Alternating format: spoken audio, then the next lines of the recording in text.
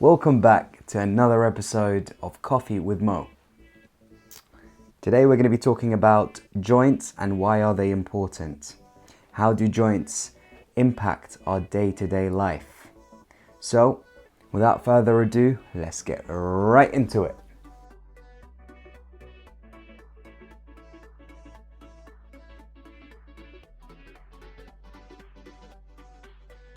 There are three different types of joints. You have the fibrous joint, you have the cartilaginous joint, and you have the synovial joint. Three different parts to them. The fibrous joint is basically the immovable one, whereby it doesn't move at all. It's connected by a few bones surrounding it, and one example would be the skull, right through here, to protect your most valuable asset, the brain. The second one would be the cartilaginous joint. This one is partially movable.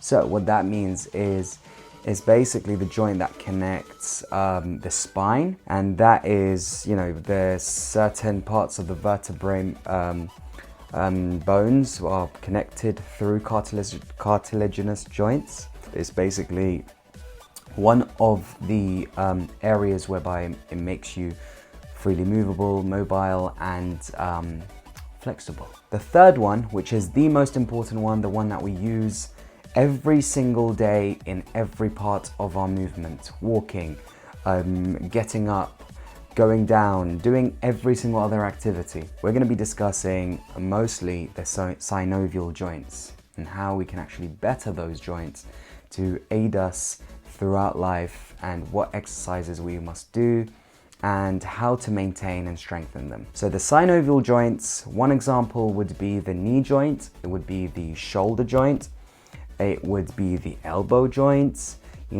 joints all through your fingers, through your toes, through your wrists, through your ankles, and you name it. Basically the joints that keep you moving. We're going to be talking about the joints of the upper body, the main ones that basically people experience a lot of injuries with, a lot of improper movements being applied and whatnot, many other ways that they find themselves injuring themselves, mainly because of their wrong movement, and how one would actually rectify that.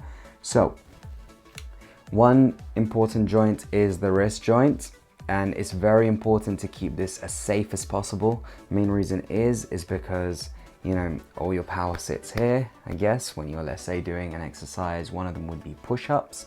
A lot of people will struggle with their wrist, saying, I feel like my wrist is gonna break, or just simply hanging on to the plank position, or carrying things or whatever. They would experience a lot of wrist problems. Now that could be actually worked with through strength and conditioning training, so that what happens is you develop this stronger wrist as you develop the weight that you work with, and as you develop yourself with the movement, the correct movement of how you take on with that. So I'm not too worried much about the wrist one, but I would say keep it in mind every time you're doing exercises. Be careful never to kind of like twist too much. If you feel any pain, very uncomfortable pain, then stop what you're doing, seek correct advice for it, and then move on with that. The second synovial joint I want to speak about is the elbow. Now with a lot of exercises, mainly with carrying, or mainly with exercises like boxing, what people tend to do is they overextend their elbows. Now this causes a lot of strain to the elbow, and as a result you develop a major discomfort in the elbow, and some people treat that with steroids, and it's just really nasty stuff. So be very careful, don't overextend, always keep everything within range. I would say strength and conditioning training is probably one of the best ways to actually prevent any ways to damage your joints, especially with nowadays, with the way we handle things, the way we run for whatever reason, or use improper ways of exercising and things like that. So always seek for advice on how you can actually move around in the correct position. The next one would be the elbow joint. Now, this joint is very, it holds movements in multiple areas. Literally, it's made up of a ball and socket joint.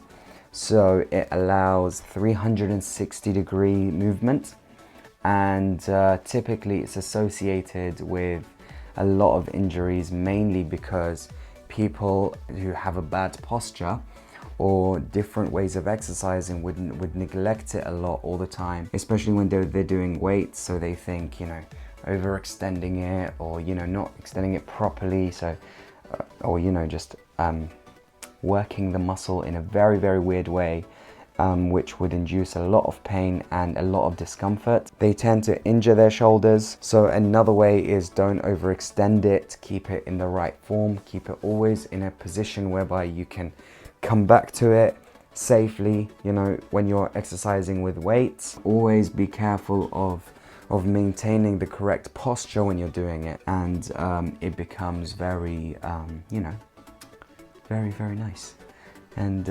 injury-free. Remember that the wrist, the elbow, and the shoulder. So keep those always in mind when you're doing exercises for the upper body. Be very careful when you're doing it, whether it's things like push-ups or lifting weights whilst you're on a bench press. I want to move on to the joints of the lower body. Now, we have three major sections: the hips, the knees, and the ankles. Now, these ones are just as important, if not more important, than the upper body. Now, most people, majority of people use their legs with everything they do: getting up, running to places, doing exercises. You mostly use your legs. So one thing I really, really want to stress people on doing is to make sure you take adequate care of your knees. The knees are basically the most important joint in the lower body, mainly because a lot of people neglect with the ways they do them. So things like squatting, you have people, squatting over the amounts that they could do. What I would like to say is, if you can do something, do it, but progressively overload it. So if you can do 10 kilograms of, weighted squats, just do them, but be very careful on the movement. Make sure you execute the movement correctly, and don't let the weight actually pull you down or up in a very weird position that would harm them. And also, let's say, for example, if 10 kilograms would be the amount that you can do, and then let's say 12 kilograms would be really difficult, I'll say don't do 12 kilograms. Sustain yourself through the 10 kilograms until you're strong enough to be able to do 12 and above. So keep that progressive overload moment. Don't overkill yourself. You've got time. Just give yourself that ability to correctly do the exercise until you move on and get better and better and better. And time comes. Trust me, you will get through it. A lot of people injure their knees because they do a lot of activities that are jumping activities, let's say, things like skiing, or things like jumping, or skateboarding would be one of them, for example, when they're younger, and then they mess up their knees when they are older, simply because it just catches up with you. Now, running as well would be one of them as well. Football would be one of them. Just take really adequate care of your knees and things will normalize for you.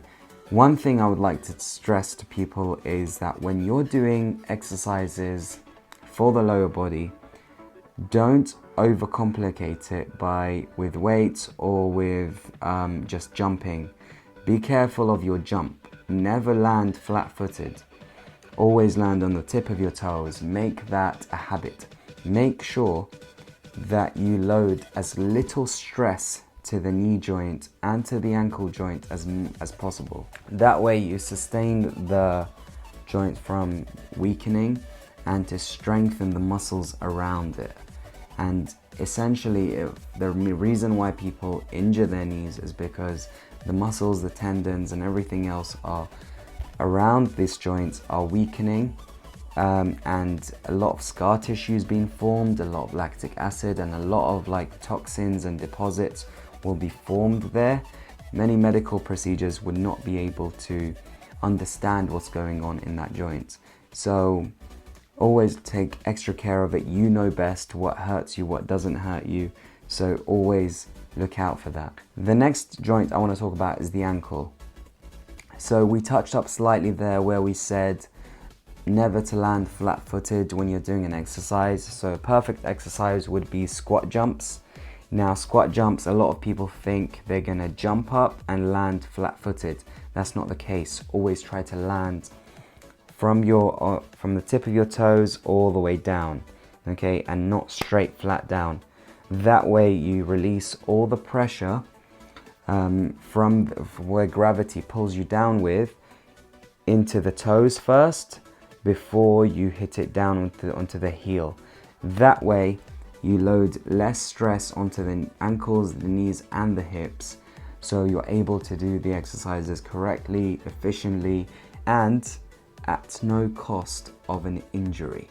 So take that on board, and I hope this summarized some of the most key joints that you need help with. And if you have any other questions, please comment them down below and we'll be happy to help. We'll make another video series or whatever you may need to actually help you with the issues that you're looking for, and we will get right through it. So please like, share and subscribe. I hope you enjoyed this video, and I'll see you guys on the other side. Well, let's go.